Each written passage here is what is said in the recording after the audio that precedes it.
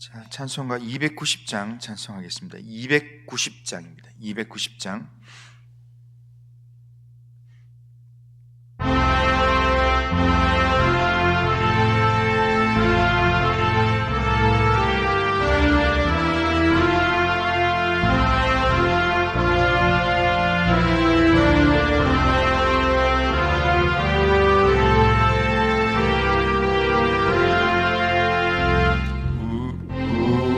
우리는 주님을 늘 배반하나 내 주 예수 여전히 날 부르사 그 참되신 사랑을 베푸시나니 내 형제여 주님을 곧 따르라. 주 널 위해 비네 주 널 위해 비네 주 널 위해 비네 항상 비시네. 주께서 풍성한 은혜를 내려 내 영혼이 나날이 복받으니 주 예수를 너희도 구주로 섬겨 곧 따르면 풍성한 복 받겠네.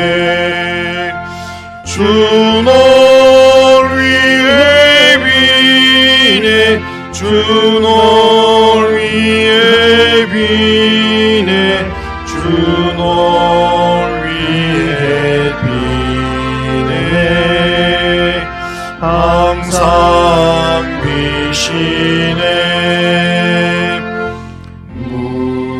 무거운 짐 지고 애타는 인생 주 예수께 돌아와 보시어라. 내 주 예수 너희를 돌보실 때에 참복락과 안위가 넘치겠네. 주 널 위해 비네 주 널 위해 비네 주 널 위해 비네 항상 비시네.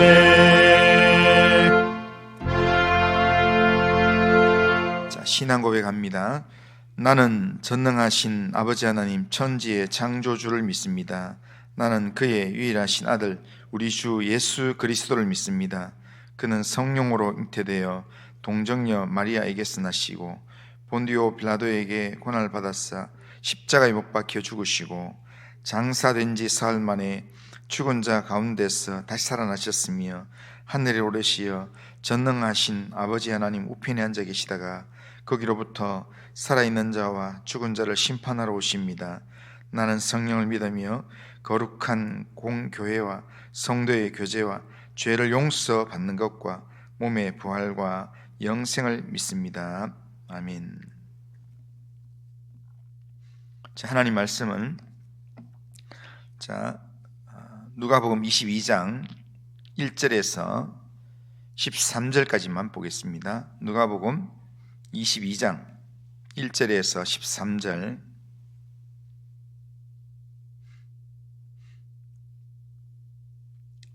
자, 누가복음 22장 1절에서 13절 한 절씩 교독해 보겠습니다.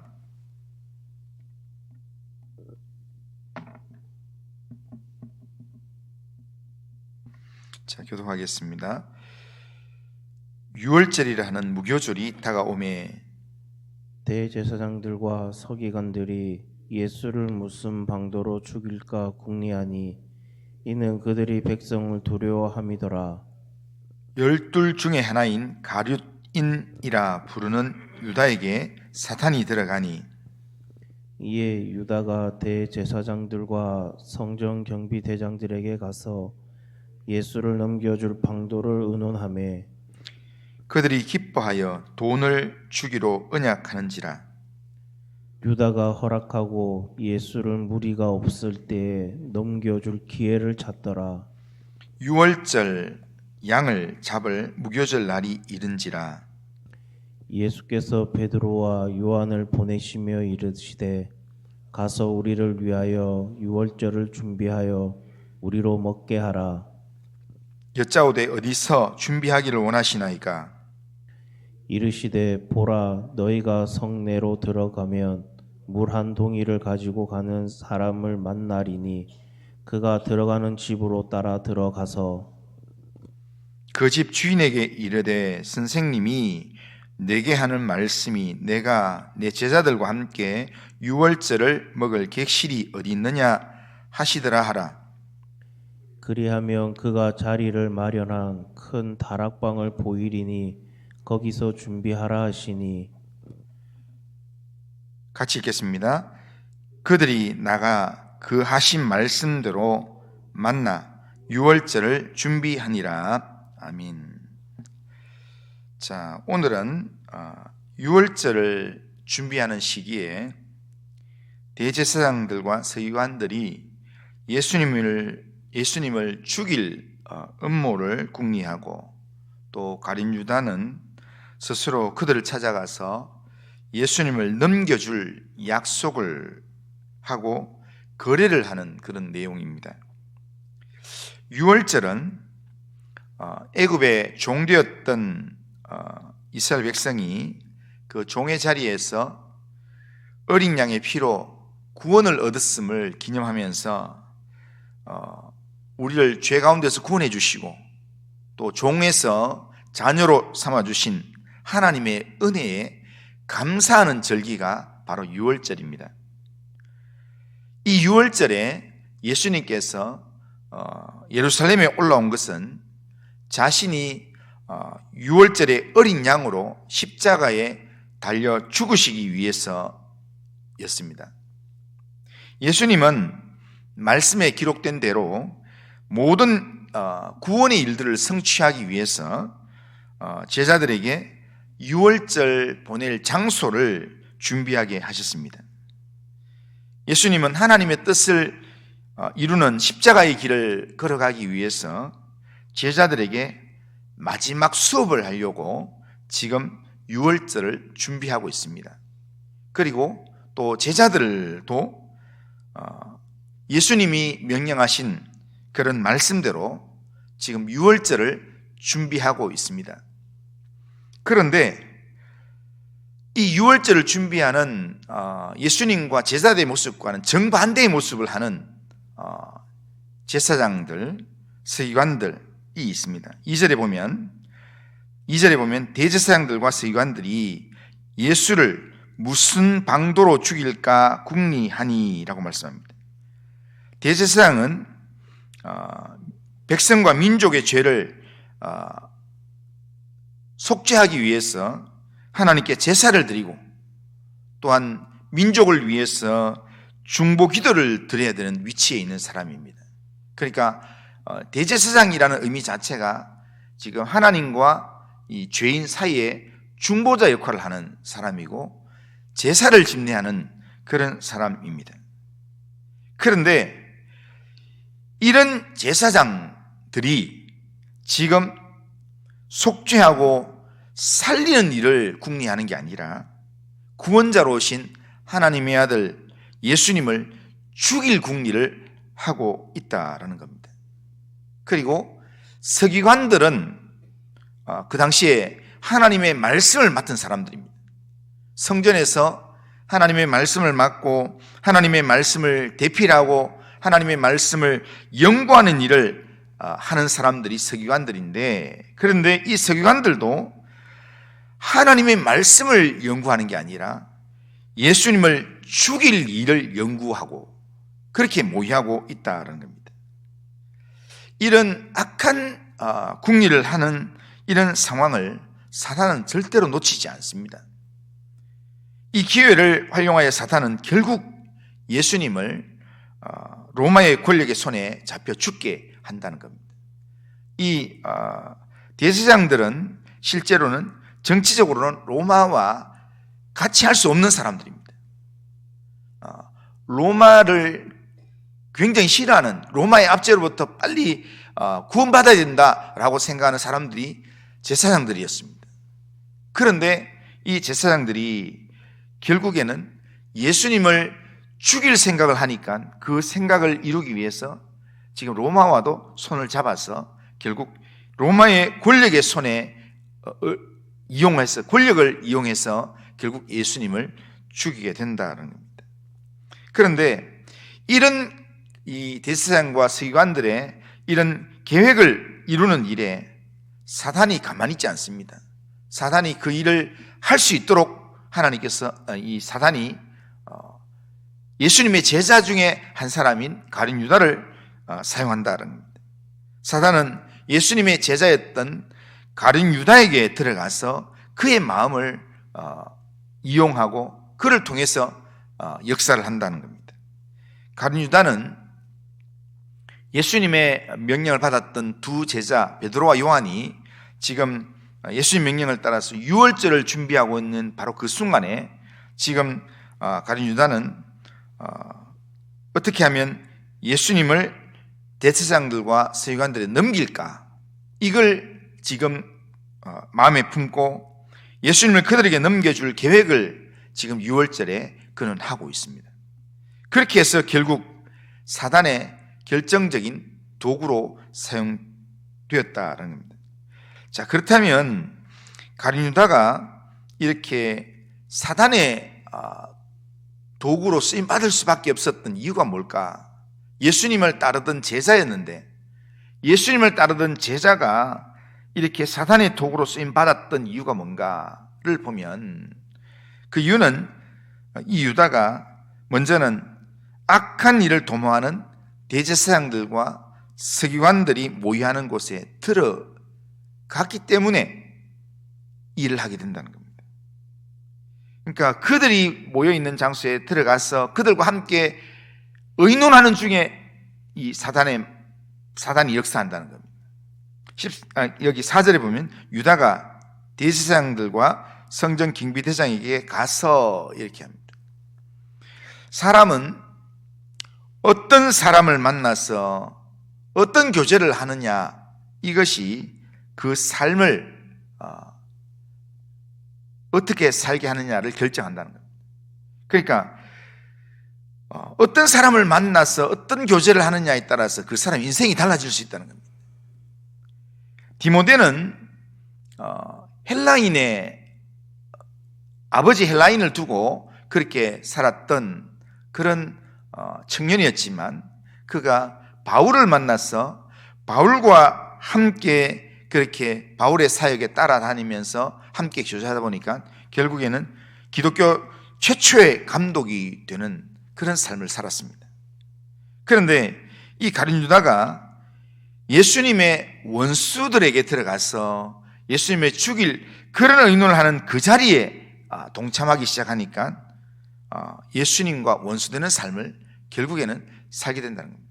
가룟 유다가 예수님과 원수 되려고 처음부터 그런 마음 가진 건 아니었습니다. 그러니까 예수님께서 하시는 그 일들에서 뭔가 모를 섭섭함이 있고 그래서 이렇게 딴 생각을 조금 했는데 그런데 사단이 예수님을 통해서 난 돈 벌어야 되겠다, 예수님을 팔아야 되겠다, 이런 마음을 이제 점점 크게 계속 사단이 심어주는 겁니다. 시편 1편 1절에 보면 이런 말씀이 있습니다. 복 있는 사람은 악인들의 꾀를 따르지 아니하며 죄인들의 길에 서지 아니하며 오만한 자들의 자리에 앉지 아니하고, 그렇게 말씀합니다. 악인의 길에 서면, 악인들의 길에 서서 함께하면 결국에는 사단의 도구가 된다는 겁니다. 그러니까 사단의 도구가 안 되려면 우리는 악인의 자리에 있는 게 아니라 어디에 있어야 되는가 하면 하나님과 함께하는 자리에 있어야 합니다. 주님을 묵상하는 자리에 있어야 된다는 거예요. 주의 말씀을 듣는 자리, 주의 말씀에 순종하는 자리에 있으면 사단은 역사를 못합니다. 그러나 우리가 주의 말씀에 순종하는 자리가 아니라 악인들의 길에 서고 악인들의 꾀를 모의하는 그 자리에 함께 있게 되면 결국에는 사단의 도구가 된다는 겁니다. 두 번째로 이 가룟 유다가 이렇게 예수님을 이렇게 파는 사단의 도구가 될 수 있었던 것은 예수님을 어떻게 넘겨줄 것인가를 늘 속으로 생각했다는 겁니다. 예수님을 넘겨줘야 되겠다라는 생각. 그런데 이 생각 속에는 가룟 유다가 그런 생각을 했을 수도 있습니다. 예수님과 늘 함께하면서 예수님의 하나님의 아들 되심의 능력도 보았고 했기 때문에, 그렇기 때문에 예수님이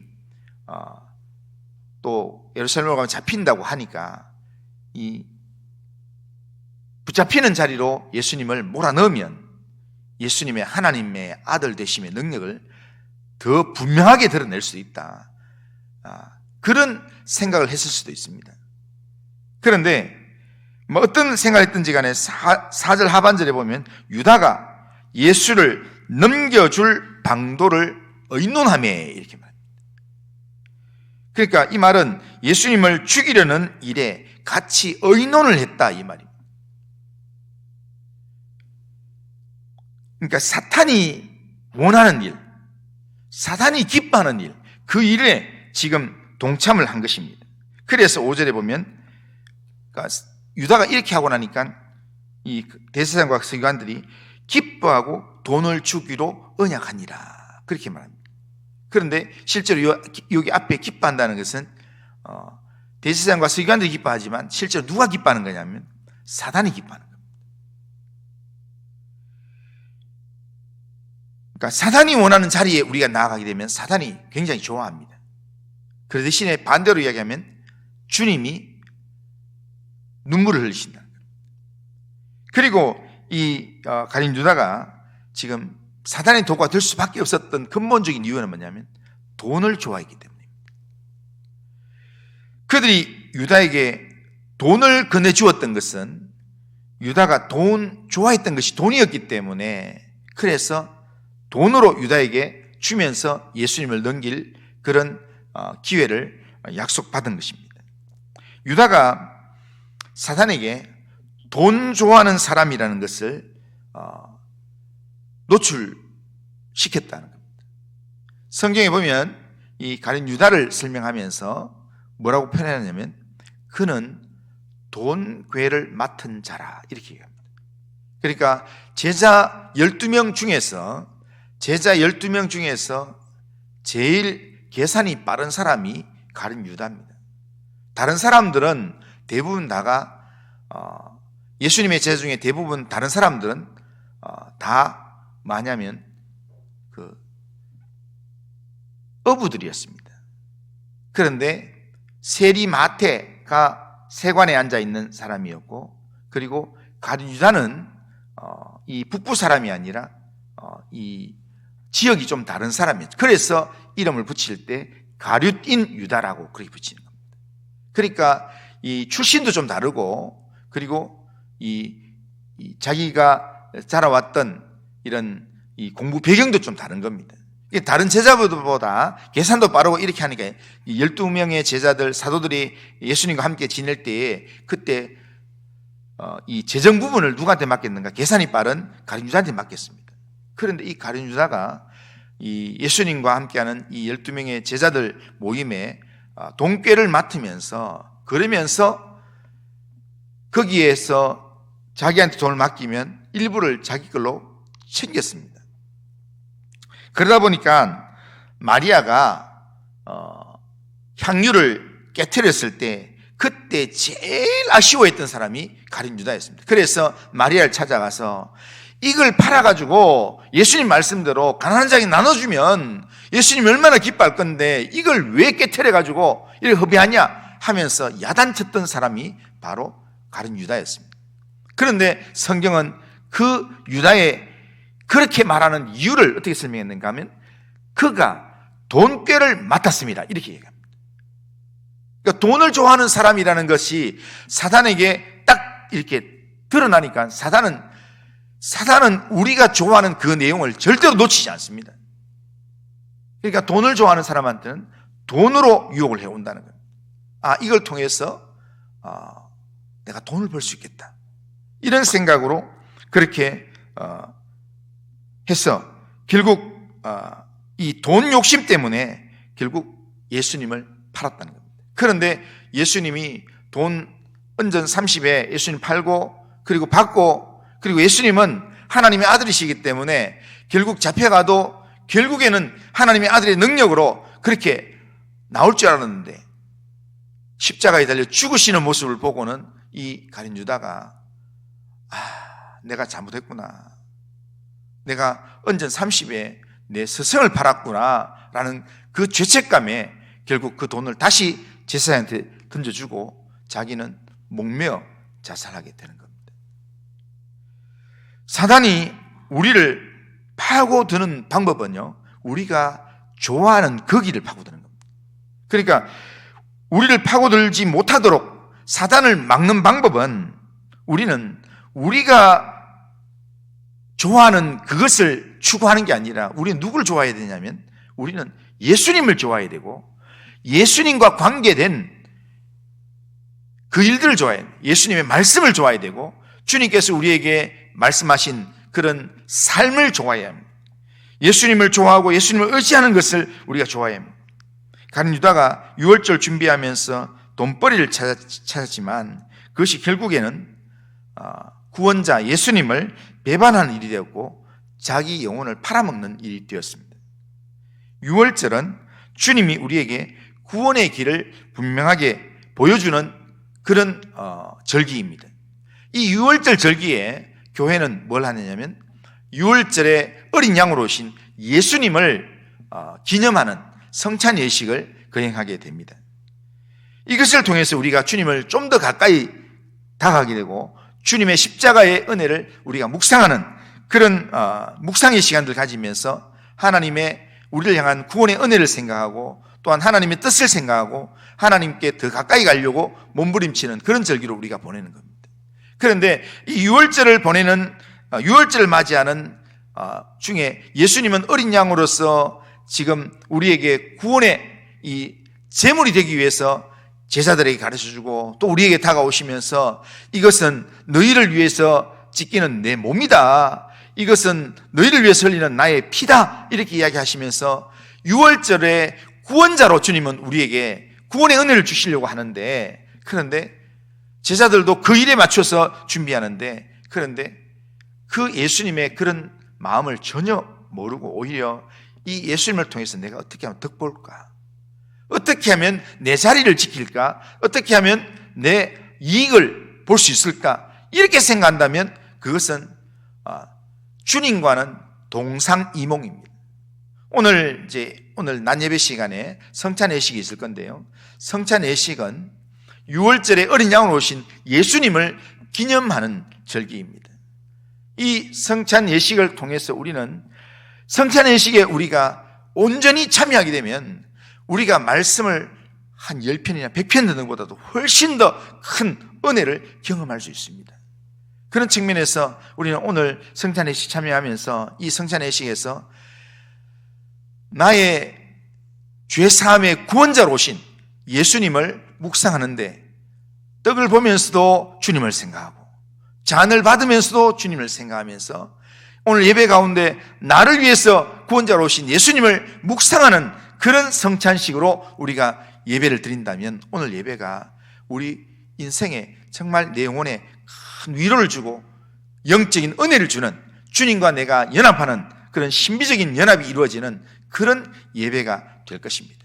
그런 예배를 준비하는 그런 우리 모든 성도님들이 다 되시기를 주님의 이름으로 축원합니다.